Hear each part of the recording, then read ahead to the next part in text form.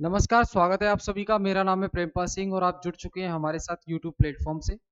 UP TET 2026 की जो form आए हैं तो उसका जो एग्ज़ाम होने वाला है उसको ध्यान में रखते हुए पेपर 2 जो कि 6 टू 8th क्लास तक के लिए है। पेपर 2 उसमें जो एसएसटी है, सोशल साइंस, उसको ध्यान में रखते हुए क्लासेस हैं। तो पिछली क्लास में हमने क्वेश्चंस डिस्कस किए थे, आज उसके आगे डिस्कस करने वाले हैं। जैसे आपके सामने प्रश्न है, which article deals with right to equality.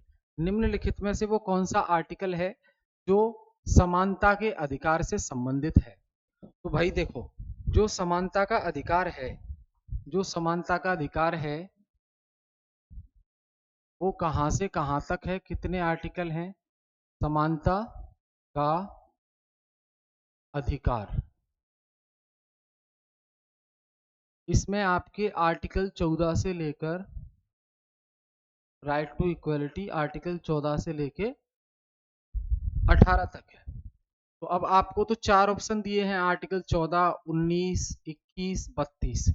तो इसके हिसाब से ये हो जाएगा आर्टिकल 14। अब इसके अलावा ये जो आर्टिकल 19 है ये आता है आपका राइट टू फ्रीडम, स्वतंत्रता के अधिकार में आता है। और 19 से 20, 21, 22, ये पूरे 22 तक ये इसमें आएंगे। और जो 32 है वो आएगा आपका, जो कि छठवां फंडामेंटल राइट है, right to constitutional remedies, right to constitutional remedies, इसमें आ जाएगा ये। ठीक है, तो फिलहाल ये क्वेश्चन सही हो जाएगा। अब अगर मैं बात करूं यहाँ पे, देखो ये समझो इसको, ये जो फंडामेंटल राइट वाला कॉन्सेप्ट है आपके सिलेबस में सीधा सीधा मेंशन किया गया है। फंडामेंटल राइट्स जो टॉपिक है सिविक्स के अंदर। अब ये जो फंडामेंटल राइट्स हैं इसमें बेसिकली जब कॉन्स्टिट्यूशन बना था, यानी कि 26 नवंबर 1949 को जब कॉन्स्टिट्यूशन बन गया था, इसी दिन हम संविधान दिवस सेलिब्रेट करते हैं। इसी दिन हम क्या करते हैं, संविधान दिवस मनाया जाता है। इस दिन कॉन्स्टिट्यूशन डे सेलिब्रेट किया जाता है। तो इस दिन यानी कि शुरुआत में कॉन्स्टिट्यूशन में फंडामेंटल राइट्स की संख्या कितनी थी, कितने फंडामेंटल राइट्स थे कॉन्स्टिट्यूशन में? 7। कितने थे? 7 फंडामेंटल राइट्स थे दोस्त। अब ये जो 7 फंडामेंटल राइट हैं ये रिड्यूस करके अब हो गए हैं 6। अब कितने फंडामेंटल राइट हैं? अभी 6 फंडामेंटल राइट हैं। तो सर बात आती है, बीच में से एक कहाँ गया? ये जो एक है वो कहाँ चला गया? तो ये एक जो चला गया है वो उसे कहते हैं हम right to property, right to property, यानी कि संपत्ति का अधिकार। इसको फंडामेंटल राइट की लिस्ट में से रिमूव कर दिया है। और इसको रिमूव करने के लिए भारतीय संविधान में 44th नंबर का अमेंडमेंट किया गया था। 44th constitutional amendment. क्या किया गया था? 44th कॉन्स्टिट्यूशनल अमेंडमेंट 1978 में किया गया था। इस अमेंडमेंट के द्वारा, इस अमेंडमेंट के द्वारा इस संपत्ति के अधिकार को रिमूव करके और नई जगह भेज दिया। और नई जगह कौन सा आर्टिकल था? आर्टिकल 300 ए, 300 ए में भेज दिया। और वहां पे ये फंडामेंटल राइट न होकर ये बना लीगल राइट। क्या बना? लीगल राइट, यानी कि कानूनी अधिकार बन गया। समझ गए? तो इस प्रकार राइट टू प्रॉपर्टी को फंडामेंटल राइट की लिस्ट में से हटा दिया है। अब इसीलिए 7 में से अब सिर्फ 6 बचे हैं जो आप पढ़ते हो। 6 फंडामेंटल राइट्स कौन कौन से हैं? तो देखो, यहां हम बात करें, पहला राइट टू इक्वलिटी,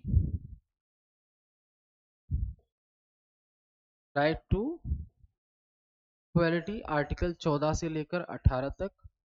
और फिर दूसरा है राइट टू फ्रीडम 19 से लेकर 22। तीसरा है right against exploitation, right against exploitation यानी कि शोषण के विरुद्ध अधिकार, ये आर्टिकल 23 और 24 है इसमें। तो 3 तो ये हो गए, बाकी इधर लिख रहा हूं मैं। फोर्थ है आपका right to freedom of religion, right to freedom of religion, ये आपके आर्टिकल 25 से लेकर 28 तक आते हैं। फिर है आपका 5th नंबर का cultural and educational rights minorities के लिए सांस्कृतिक एवं शैक्षणिक अधिकार, ये आपके आएंगे 29 और 30। ठीक है। और फिर एक जो बचा वो है 6 नंबर का right to constitutional remedies, right to constitutional remedies. ठीक है, संवैधानिक उपचारों का अधिकार।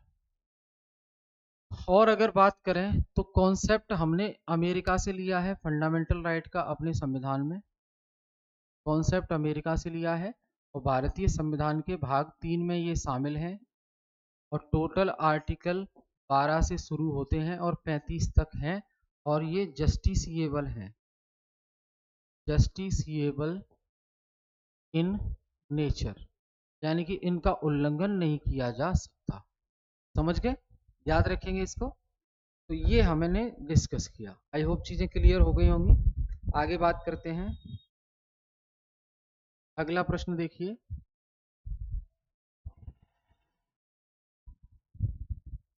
लोकसभा का कार्यकाल कितना होता है? 4 साल होता है, 5 साल होता है, 6 साल होता है, 7 साल होता है? तो लोकसभा का कार्यकाल होता है 5 साल का। कितने साल का? 5 साल का। हमारे यहाँ जो 5 साल का कार्यकाल है सदन का, 5 साल का जो कार्यकाल है सदन का, वो एक तो है लोकसभा, एक तो है लोकसभा जिसका कार्यकाल 5 साल का है, हालांकि बढ़ाया जा सकता है, इमरजेंसी के टाइम पे बढ़ा भी था। दूसरा, राज्य के अंदर जो विधानसभाएं हैं, राज्य के अंदर जो विधानसभाएं हैं, इनका 5 साल का कार्यकाल है दोनों का, 5 साल का कार्यकाल है दोनों का, क्योंकि दोनों एक दूसरे से दोनों में बहुत सी चीजें कॉमन है। जैसे कि सेंटर में प्राइम मिनिस्टर जो डिसाइड होता है वो उसी पार्टी से डिसाइड होगा जो पार्टी लोकसभा के इलेक्शन में मेजॉरिटी लेकर आएगी। राज्य के अंदर मुख्यमंत्री डिसाइड होता है, वो उसी पार्टी से डिसाइड होगा जो पार्टी विधानसभा में, राज्य के विधानसभा चुनाव में मेजॉरिटी से जीत जाएगी उसकी तरफ से। तो लोकसभा से तो सरकार बनती है केंद्र में, लोकसभा से सरकार बनती है केंद्र में, विधानसभा से सरकार बनती है राज्य में। ठीक है। लोकसभा को केंद्र का लोअर हाउस बोलते हैं, लोकसभा को सेंट्रल गवर्नमेंट का लोअर हाउस बोलते हैं और विधानसभा को स्टेट गवर्नमेंट का लोअर हाउस बोलते हैं। ठीक है। और दोनों ही टेम्परेरी हाउस होते हैं क्योंकि 5 साल के बाद इलेक्शन दोबारा से होंगे। अगला प्रश्न है आपके सामने,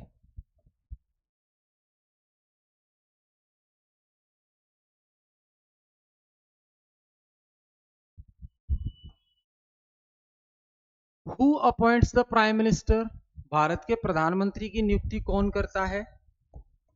भारत के प्रधानमंत्री की नियुक्ति कौन करता है? तो ये तो पता है कि प्रेसिडेंट नियुक्त करते हैं। अब राष्ट्रपति के बारे में समझ लीजिए। राष्ट्रपति, राष्ट्रपति के पास कई शक्तियां होती हैं, इसी में से एक शक्ति है कार्यकारी शक्ति। भारत के राष्ट्रपति की कार्यकारी शक्ति, ये भारत के राष्ट्रपति की एग्जीक्यूटिव पावर होती है। एग्जीक्यूटिव पावर के तहत भारत का राष्ट्रपति क्या करता है? नियुक्तियां करता है। भारत के राष्ट्रपति क्या करता है? नियुक्तियां। नियुक्तियां यानी कि अपॉइंटमेंट करता है। भारत का राष्ट्रपति विभिन्न पदों पर लोगों को अपॉइंट्स करता है। उन्हीं में नाम आता है आपका, जैसे कि प्रधानमंत्री, यूपीएससी के चेयरमैन और इसके यूपीएससी के मेंबर्स, ठीक है, मिनिस्टर्स भी हो गए। इसके अलावा कॉम्प्ट्रोलर ऑडिटर जनरल सीएजी, फिर attorney general of India Bharat का महान्यायवादी, फिर central vigilance commissioner, chief information commissioner CIC, ठीक। और उसके बाद जो है गवर्नर हो गया, स्टेट के अंदर गवर्नर को अपॉइंट करता है। तो ये सब कुछ नियुक्तियां हैं जो भारत के राष्ट्रपति के द्वारा की जाती हैं। उन्हीं में से एक है भारत का प्रधानमंत्री का पद। भारत के प्रधानमंत्री के पद पर जो नियुक्ति की जाती है वो भारत के राष्ट्रपति के द्वारा की जाती है, ठीक है। भारत का राष्ट्रपति head of the country, head of the nation होता है। हेड ऑफ द नेशन, राष्ट्र का प्रमुख होता है भारत का राष्ट्रपति, और इसे हम इसलिए देश का प्रथम नागरिक कहते हैं। देश का प्रथम नागरिक कहा जाता है, और इनकी मिसेज वाइफ को प्रथम महिला कहा जाएगा, फर्स्ट लेडी, प्रथम महिला, ठीक। क्लियर है? आई होप क्लियर है। आगे देखेंगे।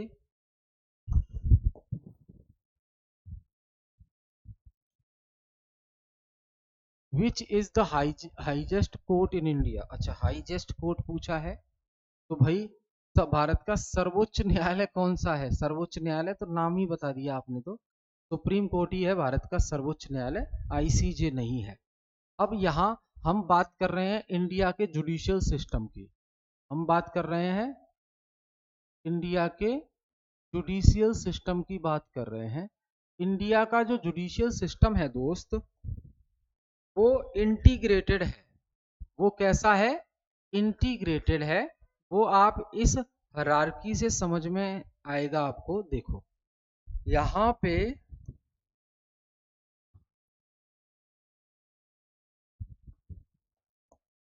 ये सबसे टॉप पर तो सुप्रीम कोर्ट आता है, उसके बाद अंडर में हाई कोर्ट आते हैं, और फिर डिस्ट्रिक्ट के अंदर जो कोर्ट होते हैं, डिस्ट्रिक्ट कोर्ट, ये या यूं कहें इसके अंडर में सबऑर्डिनेट कोर्ट्स भी होते हैं। सबऑर्डिनेट कोर्ट्स, समझ गए क्या है भाई ये?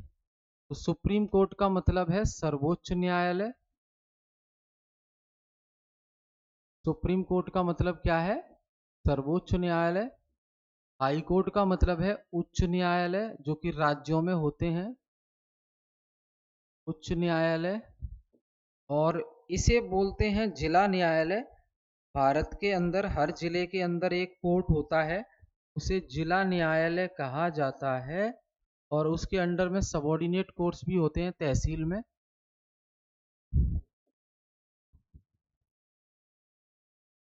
तहसील न्यायालय, ये अधीनस्थ न्यायालय इनको कहते हैं, ठीक है। तो ये तो सिस्टम है इंडिया में जुडिशरी का। अब इस सिस्टम को देख के आपको क्या लग रहा है?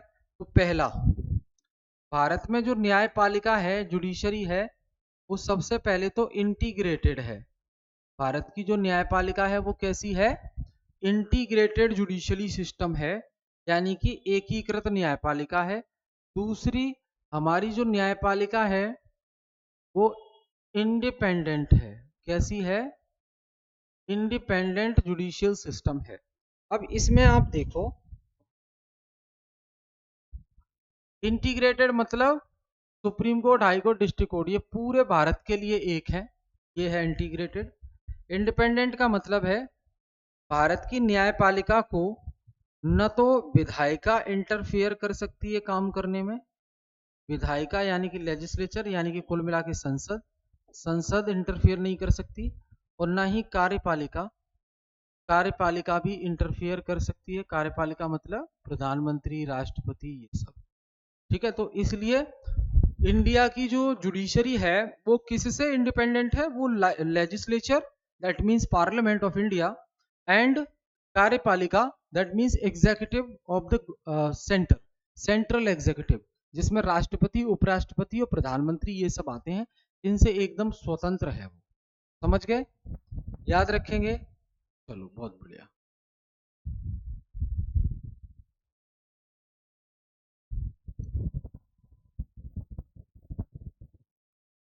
अब सवाल का जवाब दो आगे। फाइनेंस कमीशन अपॉइंटेड बाय, वित्त आयोग की नियुक्ति किसके द्वारा की जाती है? वित्त आयोग का गठन कौन करता है? तो राष्ट्रपति करता है। वित्त आयोग का गठन कौन करता है? राष्ट्रपति करता है। अब सर ये कहाँ बताया गया है? तो ये भारतीय संविधान के आर्टिकल 280 में बताया गया है कि हर 5 साल में, हर 5 साल में भारत के राष्ट्रपति के द्वारा, भारत के राष्ट्रपति के द्वारा वित्त आयोग का गठन किया जाता है। फाइनेंस कमीशन का गठन किया जाता है।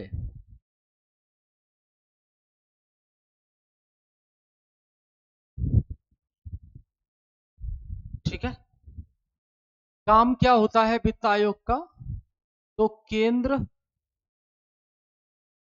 और राज्य, केंद्र और राज्य में जो टैक्स का बंटवारा होता है उसकी सलाह देता है। टैक्स बंटवारा यानी कि जो टैक्स सेंट्रल गवर्नमेंट कलेक्ट करती है तो उसमें से राज्यों को कितना हिस्सा दिया जाना है, ये वित्त आयोग की सिफारिशें बताती हैं, रिकमेंडेशन बताती है। लगभग ये 41% है जो राज्यों को दिया जाता है। अगर सेंट्रल गवर्नमेंट ने टैक्स के बिहाफ पर 100 रुपए कलेक्ट किए हैं तो उसमें से 41 रुपए राज्यों को दे दिए जाएंगे सेंटर के द्वारा। समझ गए? अब कुछ और फैक्ट अगर देख लें हम इसके, तो देखो, हर 5 साल में बनता है, तो अब तक कितने बन चुके हैं?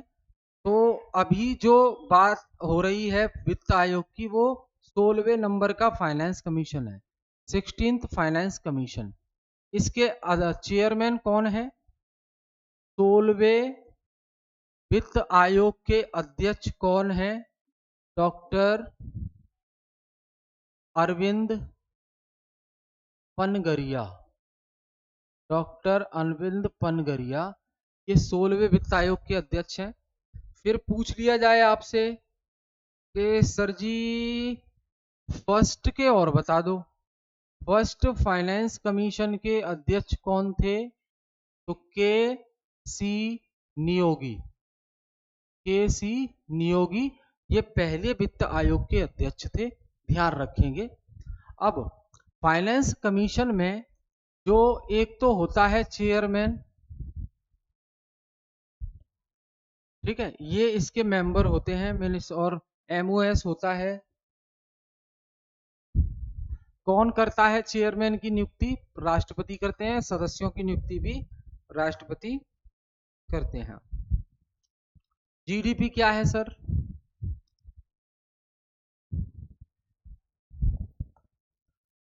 तो जीडीपी यानी कि ग्रॉस डोमेस्टिक प्रोडक्ट,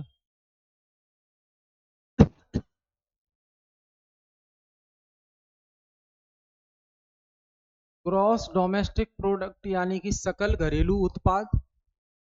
सर ये तो फुल फॉर्म बता दिया आपने, ये तो बताया नहीं होता क्या है। तो देखो भाई, किसी भी देश की भौगोलिक सीमा के अंदर, किसी भी देश की ज्योग्राफिकल बाउंड्री सीमा के अंदर वस्तुओं और सेवाओं के कुल उत्पादन का मूल्य, और ये एक साल का काउंट किया जाता है। एक साल, साल कौन सी, तो उसे कहते हैं वित्तीय वर्ष, जो 1 अप्रैल से शुरू होती है 31 मार्च तक चलती है। यानी कि किसी भी देश के अंदर एक साल में टोटल वस्तुओं और सेवाओं का जो उत्पादन हुआ है, उसका जो अंतिम जो मार्केट में वैल्यू है, वो क्या कहलाएगा, जीडीपी कहलाएगा। समझ गए? तो जीडीपी क्या है, total production, total value of goods and services, या एक्सपोर्ट वैल्यू, तो total value of goods and services. याद रखेंगे, बहुत बढ़िया। Which sector is known as primary sector, तो भाई प्राथमिक क्षेत्र उस क्षेत्र को कहते हैं जो कृषि या कृषि से संबंधित चीजों से ताल्लुकात रखता है, तो एग्रीकल्चर आ जाएगा। एग्रीकल्चर को प्राइमरी सेक्टर बोलते हैं, क्योंकि यहाँ से सीधे रॉ मटेरियल उठाकर आगे सेकेंडरी सेक्टर और सर्विस में इस्तेमाल किया जाता है। इन्फ्लेशन का मीनिंग क्या है, तो इन्फ्लेशन का मीनिंग है दोस्तों प्राइस डिक्रीज करना, नहीं, प्राइस इंक्रीज करना। सही। तो जब किसी भी वस्तु की कीमत बढ़ जाती है तो उसे ही कहते हैं मुद्रा स्फीति। क्या, मुद्रा स्फीति। अब आरबीआई का फुल फॉर्म क्या है, अब इससे आसान सवाल कहाँ है, ये कब पूछा था, रिजर्व बैंक ऑफ इंडिया है, ठीक है। इसकी स्थापना, और फैक्ट देख लो, देखो क्वेश्चन है सामने लेकिन हम उसके फैक्ट ध्यान देंगे। एक एक्ट पास किया गया था, आरबीआई एक्ट 1934 में। इससे रिलेटेड कमीशन है हिल्टन यंग कमीशन, आरबीआई की स्थापना से रिलेटेड है। और स्थापना इसकी हुई है 1 अप्रैल 1935 को। कहां पर हुई, तो हेडक्वार्टर बनाया गया इसका कलकत्ता, हेडक्वार्टर बनाया गया कलकत्ता 1935 में। बाद में फिर 1937 में हम हेडक्वार्टर को शिफ्ट कर देते हैं, कहां पर, मुंबई, मुंबई शिफ्ट कर देते हैं।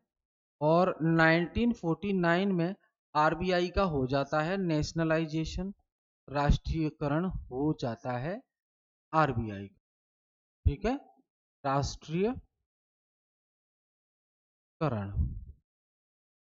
समझ गए, याद रखेंगे। चलो, अभी करंट गवर्नर कौन है, संजय मल्होत्रा हैं आरबीआई के, इसके साथ 4 डिप्टी गवर्नर हैं जो इसे संभालते हैं।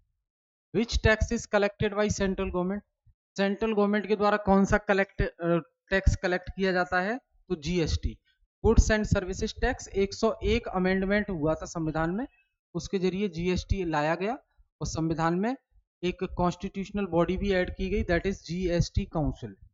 क्या, जीएसटी काउंसिल ऐड की गई, ठीक है। तो ये याद रखेंगे आप, जीएसटी सेंटर के द्वारा कलेक्ट किया जाता है, 101 नंबर का अमेंडमेंट, और तब जीएसटी काउंसिल बनाई।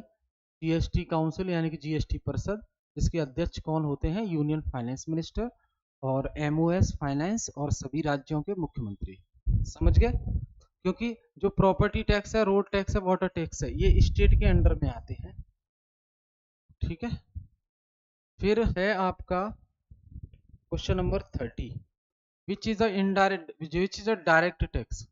भैया जीएसटी इनडायरेक्ट है, सेल टैक्स इनडायरेक्ट है, क्या पूछा है, डायरेक्ट टैक्स कौन सा है, इनकम टैक्स डायरेक्ट टैक्स है, जो कमाएगा वही भरेगा, दूसरा नहीं भर सकता उसको। ठीक है, तो दोस्त ये हमने डिस्कस किए आज के कुछ क्वेश्चंस। हम फिर मिलेंगे नेक्स्ट क्लास में, तब तक के लिए जुड़े रहिए। कोई आपका डाउट है तो प्लीज़ कमेंट करके हमें ज़रूर बताइएगा।